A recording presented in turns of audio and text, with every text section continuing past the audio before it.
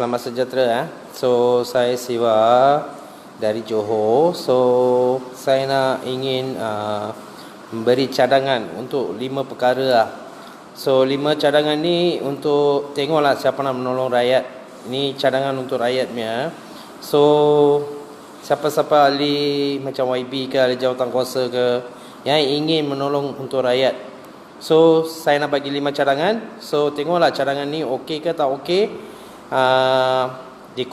Kalau okey ke tak okey, yang siapa yang tengok live saya atau siapa yang akan nak sokong saya boleh komen.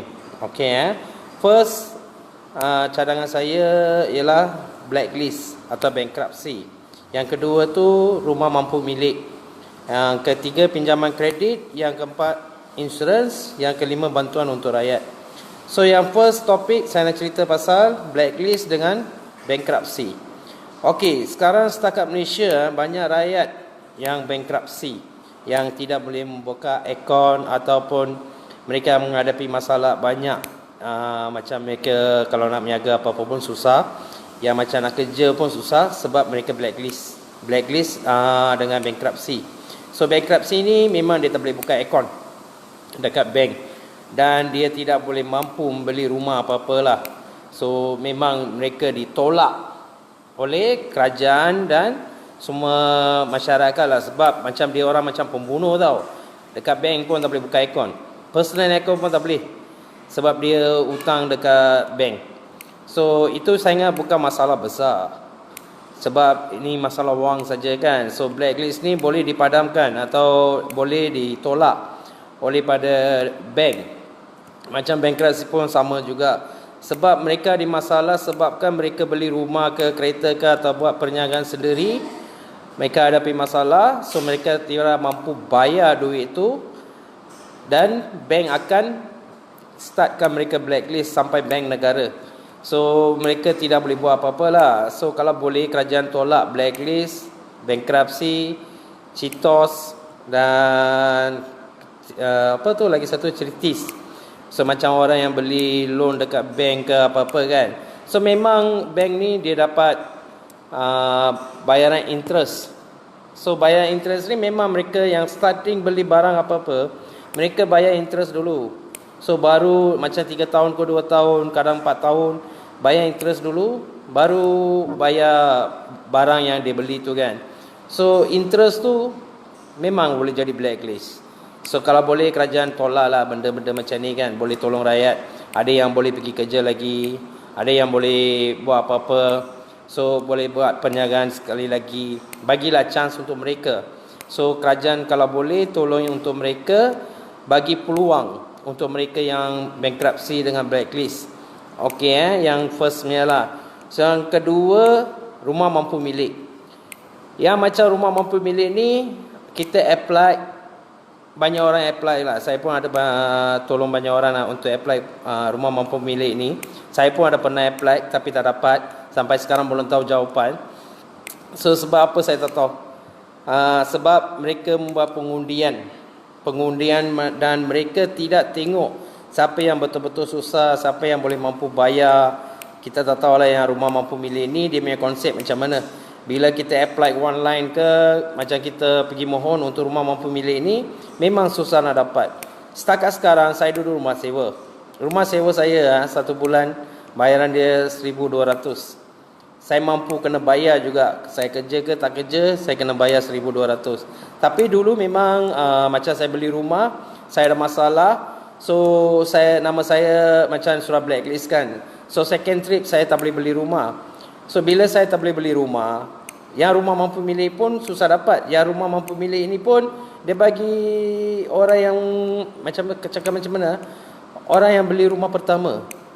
Orang yang beli rumah pertama ni memang senang dapat. Orang yang second trip nak beli rumah, macam rakyat yang susah nak dapatkan rumah bantuan mampu milik ni memang susah. Sebab dia punya undang-undang tu banyak strict lah. Itulah tadi pagi tadi pun saya ada buat satu video mengatakan rakyat kalau nak minta bantuan, undang-undang dia memang keras. Kalau kerajaan nak melaksanakan undang-undang baru, banyak senang. Dalam 24 jam ataupun 1 hari, dalam berapa minit undang-undang tu akan dilaksanakan macam SOP semua kan. Dia sekejap je, ni hari cakap besok dah lulus lah. Tapi nak bantu rakyat memang tak ada undang-undang baru lah. So rumah mampu milik ni pun tolonglah tengok siapa yang betul-betul tak ada rumah, yang siapa-siapa duduk rumah sewa, yang mereka ni memang mampu bayar, boleh bayar rumah sewa 1,000 lebih. Kalau dekat Johor saya tengok banyak orang bayar sewa rumah dia 1,000 lebih, tak ada yang kurang 1,000.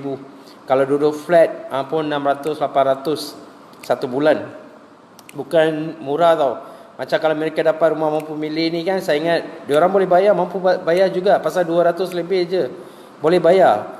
Tetapi mereka yang dapat flat pun bukan bawah, orang minta bawah dia bagi atas, orang minta atas dia bagi bawah. So itu pun keliru jugalah rumah mampu milik ini. Kalau boleh tolong ambil perhatian kepada rakyat yang rumah mampu milik ini. Siapa yang ejen-ejen buat, ejen pula, siapa yang in charge untuk rumah mampu milik, tolonglah. So tolong untuk mereka. Okey. Ketiga tu pinjaman kredit. So setakat baru-baru ni lah, start COVID-19, saya dengar banyak bank, bukan banyak lah, bukan ke semua bank lah, ada 1-2 bank, saya tak nak cakap nama mereka sebabkan mereka ni nanti nak show saya ke lagi susah. Memang dia ada report. Sebabkan pinjaman bank ni kredit bukan bank kredit.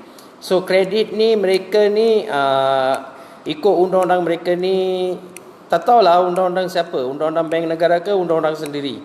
Sebab mereka ikut cara mereka sendiri, bukan ikut cara bank negara. So ada orang buat banyak report tentang bank-bank ni. Yang tu nanti saya akan next video ke apa, saya akan beritahu bank mana yang buat macam ni. So siapa yang tengok video saya memang sudah tahu bank mana kan. So mereka senang-senang tarik kereta ke, tarik motor ke, tarik rumah ke, no excuse. So mereka senang-senang tarik je. So bank bila kita telefon bank, dia kata dia tak keluar surat untuk tarik, tapi orang dia datang tarik. Ini macam banyak orang sudah kena dekat Johor lah, motor ke kereta ke, sudah kena tarik. Bila kita telefon bank, dia kata kita tak keluar surat, tapi orang dia datang tarik. Ini macam putar belik lah, bank ni kan selalu putar belik kredit. Yang kredit ni lah, bagian kredit. Kalau boleh kredit ni, kalau boleh ambil tindakan keras kepada mereka, kerajaan ambil tindakan. Pasal banyak orang ada report pasal kredit ni, sebabkan mereka ni terkena. Sebab mereka beli kereta, macam kita, misal katalah kereta tu 30,000. So 30,000 tu including dengan dia punya interest sudah dekat 40,000. So bila kita bayar kereta tu, kita bayar interest dulu. Bukan kita bayar duit kereta tu dulu, kita bayar interest. Bila kita bayar interest tu belum habis lagi. So kita ada bayar deposit lagi.